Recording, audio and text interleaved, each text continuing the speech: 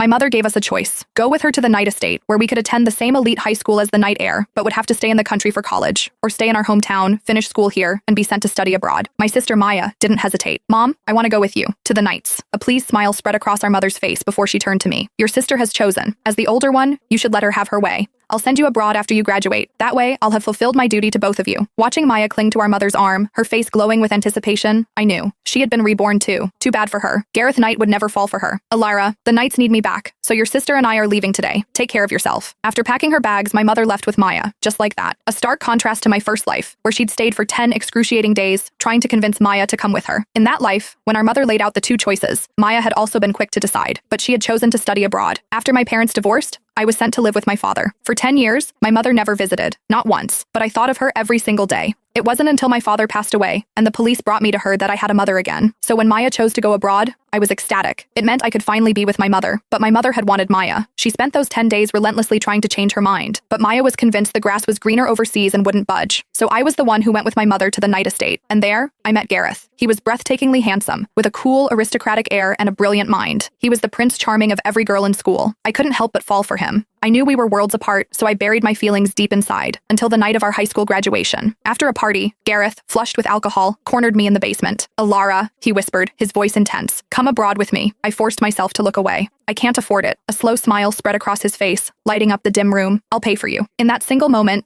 I realized the boy I had secretly loved for 3 years loved me back. The happiness was overwhelming. I rushed to tell my mother the news, my heart soaring. Her response was a sharp slap across my face. Absolutely not. You gave up the right to go abroad when you chose to come here. The money I've saved is for Maya's education. I cupped my stinging cheek. But Gareth said I wouldn't have to pay. He's covering my tuition. She scoffed, her eyes raking over me with contempt. Have you no shame? Seducing him for his money? Have you forgotten your place? He's a knight. You're the help's daughter. A boy like that might find you amusing for a while, but when he gets bored and dumps you, who do you think will have to clean up the mess? Forget about going abroad. If you disobey me, you will never call me mother again. And stay away from him. Don't ruin my job. Starved of a mother's love my whole life, the threat of losing her again terrified me. Numb with grief, I turned Gareth down, but he was resolute. Distance doesn't matter, he told me solemnly. I can afford the plane tickets. We started a long-distance relationship in college. He flew back to see me every month, and the sweetness of his love filled me with hope for our future. When my mother found out, she went behind my back and asked Gareth to look after Maya, who was studying in the same country. Gareth, unaware of our family's twisted dynamic, naively took on the role of a protective future brother-in-law. Then, one day during my senior year, I received a text from Maya. It was a picture. She was topless, her arms wrapped around Gareth's neck as they lay in a hotel bed. He's with me now, Alara. Stop bothering him. After 3 years together, I knew Gareth would never betray me. My first thought was that he'd been set up. Blinded by rage, I called Maya. I never saw the truck. As my soul drifted from my body, I heard my mother's voice.